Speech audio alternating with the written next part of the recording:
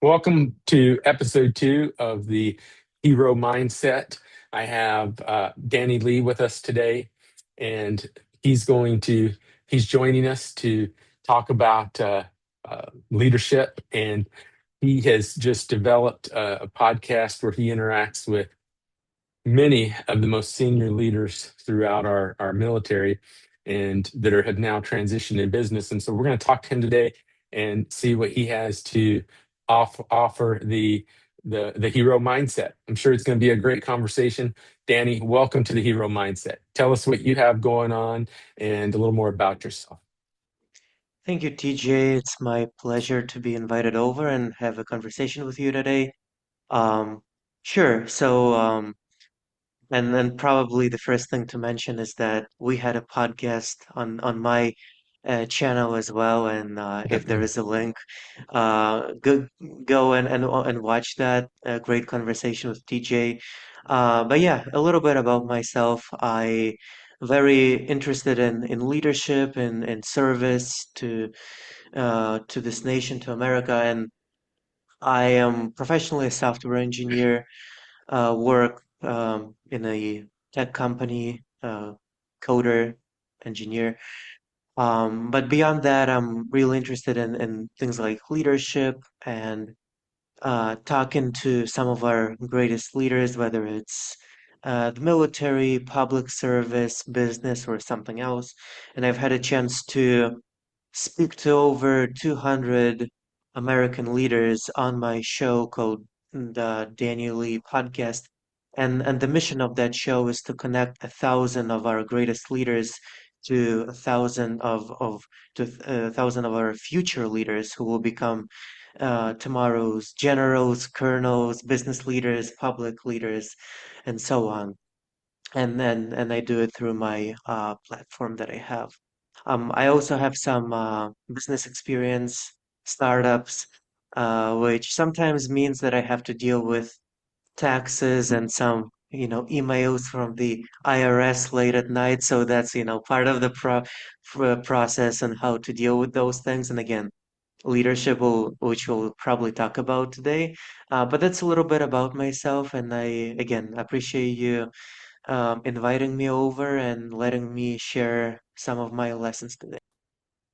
Well, thanks, and I'm looking forward to it. You and I both share a background in technology, in the technology sector. Uh, and so, what I want to ask you about first is what we read about every day. So, what's the role of AI going forward in our lives? Yeah, I mean, if you go on internet, you'll see a million examples. Probably everyone has their own idea of what AI is gonna do to our jobs, to our lives, etc. And I use AI every day at my job, also with things like the podcast, planning, strategizing. AI is everywhere. And one thing for sure, it's not going anywhere. Worst case scenario in terms of technology is that it stays on the same level, but it will probably improve and get better and better. The question is how much will it be able to improve, whether it will reach the level of AGI, uh, which you can think about if you're not familiar with AI as like a robot AI on the level of human beings, where it can perform any kind of tasks, probably better than humans. And no one knows where it's gonna go. What I can share is where it is today, especially in tech and Mm, software yeah. engineering. We use AI, as I said, on a daily basis to write code. But what I can say, it's not on the level where it can replace humans yet, because when it comes to critical tasks, um, often AI often struggles with those kinds of problems, and it may mean, millions of dollars for a business if an engineer cannot solve that problem or AI can solve that problem. Yeah. So it seems like today the need for human developers is still strong, but AI is definitely getting better almost every day today. Well, I'll share something with you, something that I've shared elsewhere, but as we get more high tech, we need more high touch, meaning the the human interface becomes even more important because we need somebody that can take the things that don't that necessarily don't make rational sense, more abstract thinking, like, hey, this um like we're seeing zebras, not unicorns type deal. We and that's what humans are good at. We can analyze the operational environment, and then we can to the point where the labor market right now is a great example of this. With uh, typically with uh, all of the indicators we see in the labor market, they've typically been associated with less robust, economies, less robust markets. But what we see is a very complicated market that's kind of atypical. And I think that's what humans are really good at, are those novel, complex, atypical, and analyzing those situations. Another thing I'll share with you, and I'll be interested to hear your perspective on this, is I think I'm not concerned that AI is going to get to a level where it can replace humans, because humans program AI. And I think they'll get more efficient, but I don't think we have to worry about humans, uh, AI taking over for humans. But what I will tell you, I think we have to worry about is uh, the is being able to trust what we see on media in terms of videos. There was in 2024, there was a board that thought they were talking to their CEO, and it was an AI generated fake. I think, I have a background in clinical psychology, and I've coined this term called the epistemic psychosis. I think psychosis being a break from reality. And the cat makes a surprise cameo appearance. I love it. Prince, our dog, was just in here too. And so, what I think we're going to have to worry about or the real concern is going to be what can we trust? And I think we're going to enter a period where it's very hard for people to tell what's real and not real. We've already Yeah. seen instances of that. What do you think? Yeah, I completely agree with you. As a person from this, Generation Z, where everyone was raised already with technology, and I suppose to understand it, especially as a tech person, as an engineer. But I want to say that, just like that board of directors that you mentioned, oftentimes I mistaken the AI for a real thing, whether it's YouTube, whether it's some social media posts, videos, even Mhm. videos which are very complicated to create with AI artificially. They are on a level today in 2026, and it's getting better and better every day, to the point where sometimes it's just indistinguishable, or sometimes it looks more realistic than the real video. So it's definitely a problem, especially in information space with rapid breaking news that people try to consume every day on Twitter and other platforms. It's very easy to mislead people, the public, and the problem with human psychology is that people tend to believe things that they see because of the bias toward, hey, I saw this on the internet, and even if that turns out to be false, they still kind of believe that first idea and Yeah. try to explain why it's still true. Well, that's an excellent point, and this is where it gets more complicated. Not only psychologically, not only do we kind of believe what we see first, but we believe we are, you know empirically speaking, and even anecdotally, we're going to believe we're likely to believe something that's untrue than that's true. And when we look at this and this goes deeper, even down into the cognitive, you know, cognitive warfare. And my opinion is, cognitive warfare is going to affect not only, of course, the military sector, and how we uh, fight wars. It's also going to affect the businesses. I'll give you an example.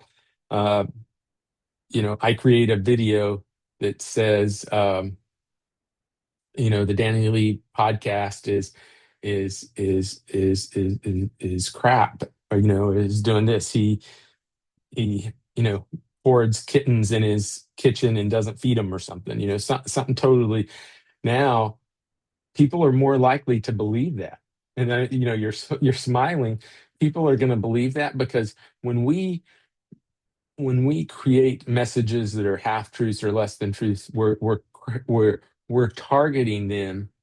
We're crafting those messages to target to trigger certain beliefs within people, right?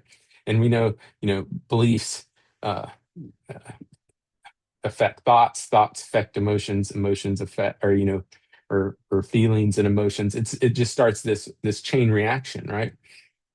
And so, and and stuff spreads so quickly these days because of social media.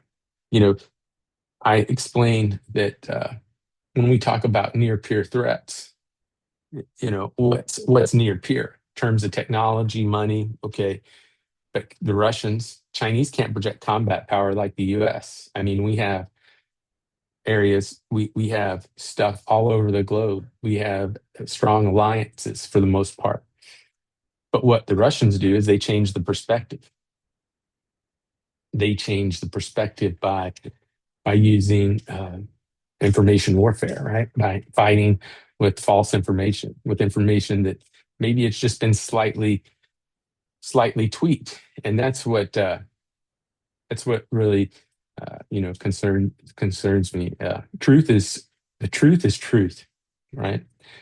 And it doesn't. But misinformation is specifically targeted to trigger whoever you're trying to get some traction with. That's what really concerns me, and I think we're entering a period where even more so than now, we're not gonna know who we can trust, what we can trust. Yeah, yeah, I absolutely agree. And I don't think on an individual level there is much you can do about it because, again, a lot of uh, a lot of parts play a role here. For example, technological development, the AI capability that will get probably will get better and better in time, which Mhm. will enable those kind of misrepresentations and misinformation. Because at the end of the day, if you have an AI model, um, to a certain extent, the creator of that model can limit it to certain use cases. But then if the They technology can, is they out can there, they can they if they can. want to. Sorry for interrupting you. Those guardrails. But Sure, if yeah, you but if you've noticed, and if I just sorry for interrupting, let me interject real quick. If you'll notice a lot in the media right now, there's court cases where AI companies are being sued because their argument is the guardrails weren't robust enough. yeah. The problem is um everyone basically has access to the same technology more or less with LLMs, large language models. The problem is compute. Not everyone has access to what some of those big companies have. But if a um, bad agent or whoever or a different nation, a country, they have access to that. They can remove those restrictions, and that's not in our control. So the best thing to do on an individual level to prepare for this is to first to understand the technology. Just read about AI every week, understand the capabilities, the changes, the news, and those kinds of things, and then understand the media landscape, how companies use that technology to create certain narratives, what kind of deep fakes can those actors create? And just be aware because uh, we don't have access to, to uh, disallow those companies to All post right. that, and that'll probably Yeah. just get more chaotic in time. Well, But we I need told to you. understand that. Yeah, I told you I was talking to Alan Weiss the other day, and one of the things that we said was that he pointed out is that uh, along this note is just that is if whole movies can be made using AI. And I mean, we used to call it animation. Maybe that was the first stage. You know, Disney's been using animation forever, and it's slowly progressed. But now we're getting to the point where there's not, movies aren't being made with completely AI generated actors. We're getting closer and closer, uh, not to whole movies being made with AI generated actors, and a lot of the stunt scenes and stuff, the really complicated swashbuckling sword scenes in certain movies are being replaced with AI generated actors. So that should let us know that's social proof that it's and that people can use to understand that it's going to get much more difficult. And another thing I'll share with you, you probably saw the two jets that collided at the air show over the weekend. And if you didn't, you can, everybody can look it up. But when I saw that video, I thought it was AI at first. If it hadn't been reported by, some news organizations that I, felt were relatively, trustworthy, just the way the two jets come together and they don't like explode. They're kind of just hanging there in the air together. And then you see the pilots and then the jets fall off. And it just looked kind of hinky, right? And that's a good example of something can be true and look fake.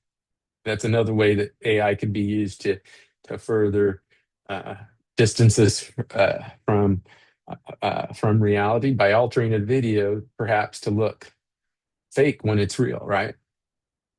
Um, and it's all about. I think it comes down to mistrust. But now let's get to the super fun stuff. 200 leaders that you've interviewed. That's amazing. That's a lot, and I appreciate the depth and the diversity of the leaders you've had on there. If you had to pick three, which three made the most impact on you and why? Yeah, well, that's the most politically incorrect question ever because if I pick three, another 197 would not be happy. Instead of that, if I talk in generic terms, which, Yeah, sure. qualities help me out, Yeah. that would be a little easier. But I would say at least two of my guests became my close mentors. They're retired military officers. One of them we meet every week on Zoom. We met a couple of times in person. He came in to Pensacola, and I flew to meet in Atlanta when he was there. And his mentorship really helped me out a lot with, personal development and understanding where to improve. And I met him through the podcast. I did not know him before I met him, but the opportunity presented itself, and I reached out to him, and he said, "Hey, I'm sure I'd be glad to be your mentor." And he's been my mentor ever since, probably for a year. Another That's person great. is another mentor of mine, but mostly on the podcast side specifically. So we meet every couple of weeks to talk about what can I improve in my podcast and storytelling, equipment and processes. And he's also a retired general officer, so it's almost like applying the leadership ideas and frameworks from his military career to my podcast business. And then, thirdly, I would just say everybody else together because the opportunity to be around people like you are and other guests who have shared their stories and their advice and those things. There is this saying that like you're an average of your five friends or something like that. So being around people like that just helps me as a podcast host to be um, to get better and to understand leadership better and to become a better leader because I apply those skills that I've learned, those pieces of advice to my job, to my podcast. And I want to say it works. It definitely translates from the military, from other areas of our lives to the business, to corporate America, to personal life. And that's why I see a lot of value in stories such as yours from the military because it applies directly to our lives. I think that's great, and I think what you just said talks about the value of relationships. And when we first got started, we talked about high tech and high touch, and I think you're you're an example how you've leveraged high technology to high touch, right? To build these relationships that have continued uh, to yield you a lot of a lot of fruit. I'll tell you, the people that you've introduced me to, the people that I've been able to introduce them to, um, it's just amazing the value of relationships. And that's one thing that I always tell people about the military and the army, and specifically, it's a very social, high touch organization. Uh, Even the most introverted person gets accustomed to being uh, what do I occupationally social, because there's so much, value in when you know somebody, and when, you're trying to make a decision, uh, you're able to go beyond just kind of the binary ones and zeros, so to speak, the personnel files and everything, and very social organization. What are the two qualities in terms of that's that you see across all the people you've interviewed that has made them resilient? Great question. I think it's well, I'm very biased because my guests, the type of guest that I like to interview is always patriotic, and then they have this sense of duty and then commitment and sacrifice. So I would say those qualities are definitely present in all of my uh, guests. But I should say if I were to generalize with leadership, two qualities are putting others first and removing ego and trying to put the organization or just other people first is Mhm. one of them. Um, and then staying humble and being able to learn from your own mistakes, from others people's mistakes, and not assuming that you've figured things out. Because even if you're a general or a senior non-commissioned officer or a business leader, um, you there is no chance that you understand everything. Even in your own field, there is always something you can get better at.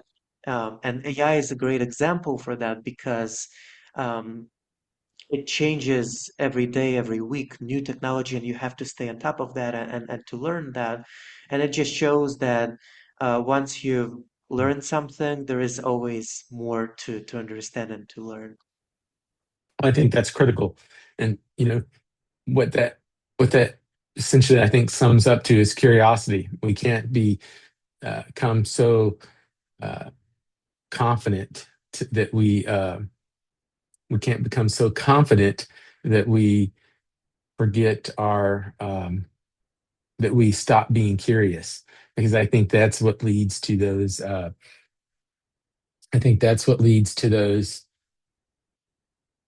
aha moments, right? I think that's what allows people like, you know, that worked with Steve Jobs and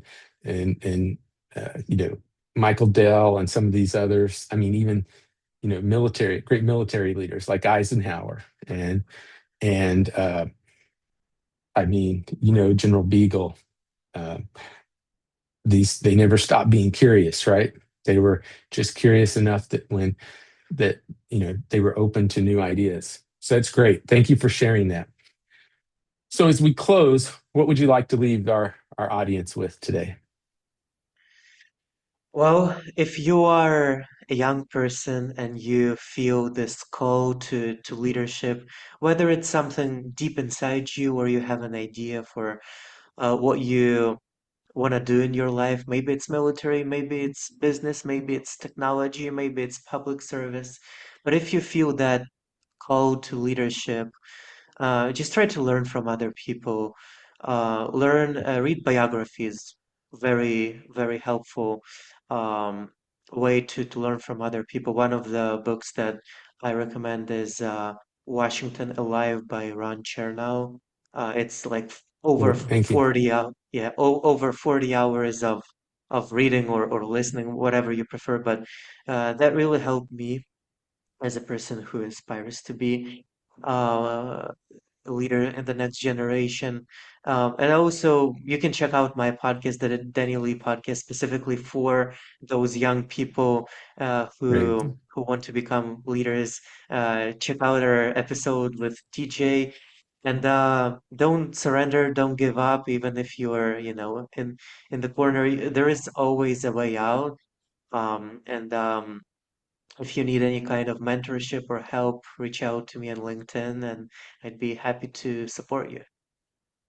Well, I thank you for that. Thanks for joining us for episode 4, and you have a great day.